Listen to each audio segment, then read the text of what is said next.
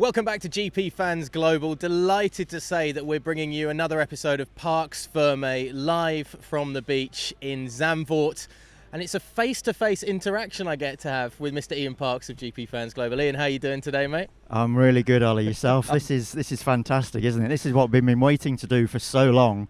We've had all these Zoom calls over this past year or so, and finally we're face-to-face doing an interview on the beach, sun shining. Doesn't get any better than this. And we get to keep our shades on, so there's no awkward eye contact or anything like that. We can still mask our true emotions, but it's an emotional moment to finally be together working on one of these Parks Fermé chats that we do obviously before a Saturday and a Sunday of the Grand Prix weekend. What a Friday we had, Ian. Let's talk about the closing of Piastri Gate. It's finally done and dusted. We know he's going to McLaren in 2023.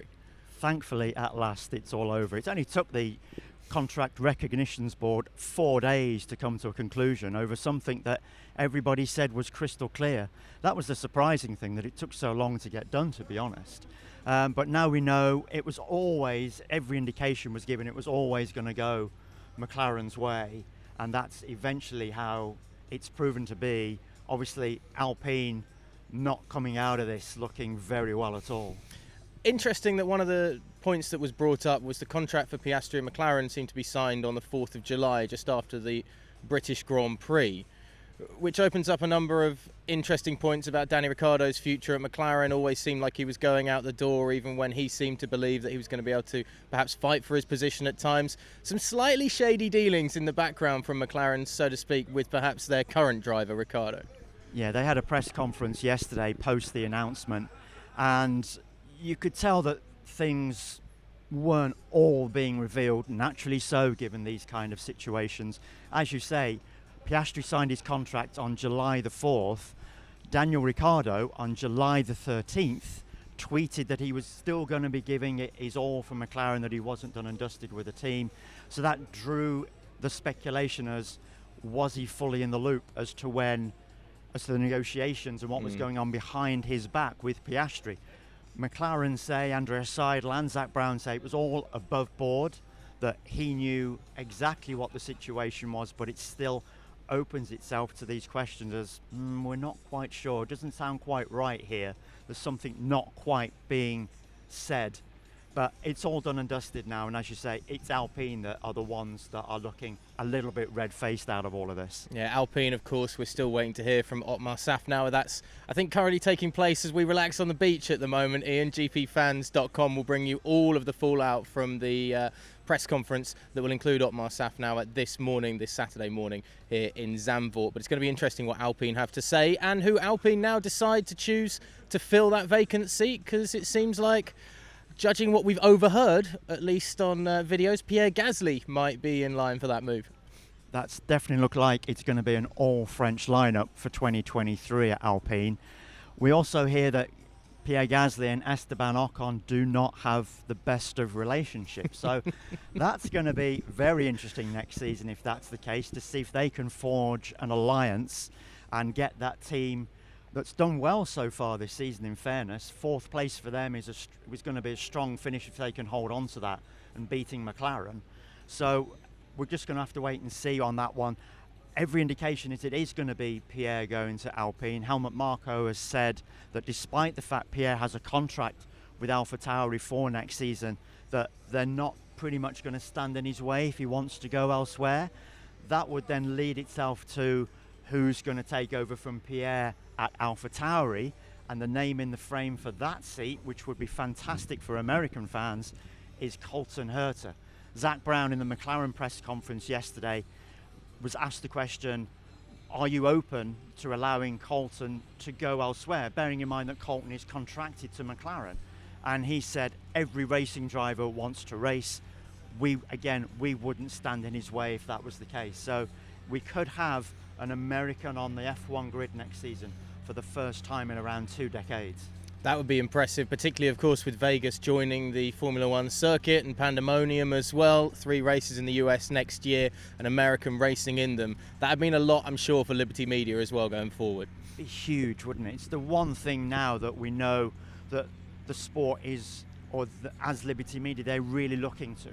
They've got, as you say, 3 Grand Prix now. That's unheard of in F1 history, and now really to cement their place in America, an American driver would be the icing on the cake, effectively. Well, when we get Colton Herta between us on the beach in Miami next year Next for year. GP Fans Global, that'll be the way we'll have to do it. Look, let's talk about on-track action quickly from Friday as well.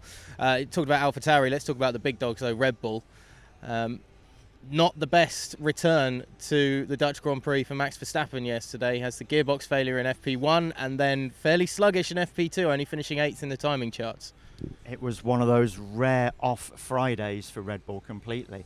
Huge homecoming for Max. Tremendous cheers when he came out the garage at the very start of Friday practice. But those cheers were turned to stony silence after just 10 minutes when the RB18, as you say, suffered a gearbox failure on track. Max unable to get going, had to be rescued, red flag for 9 minutes. And then it came to FP2 and we were expecting, okay, yeah, he had that blip with the gearbox. He's going to come flying out the box for FP2, and it never happened. Apparently, a few issues going on with the actual aerodynamics of this car here. They attached what's been described as a barn door rear wing to the back of the RB18, and you could see with the times, not just for Max, but Checo as well, miles off the pace. And at this stage, it looks like for pole position, we could have a shootout, maybe not including Red Bull. Now, I'm not expecting that in any way, shape or form. I fully expect them to come roaring back on Saturday.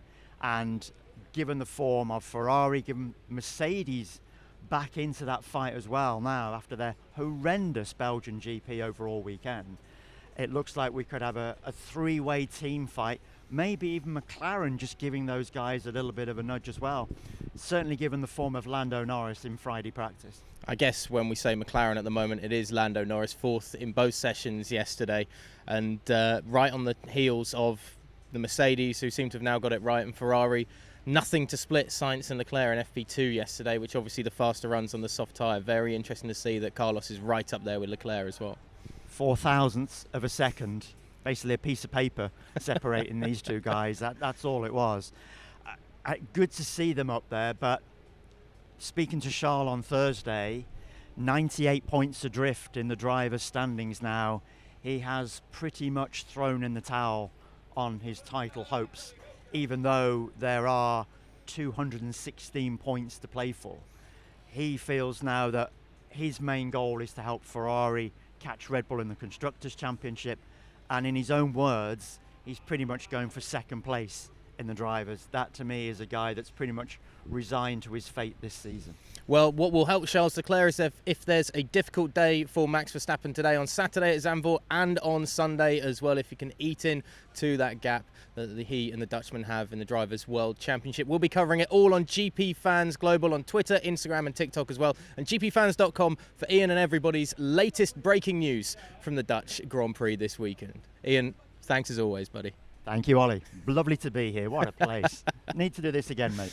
I tell you, Miami next year, that's when we'll... You're going to be there.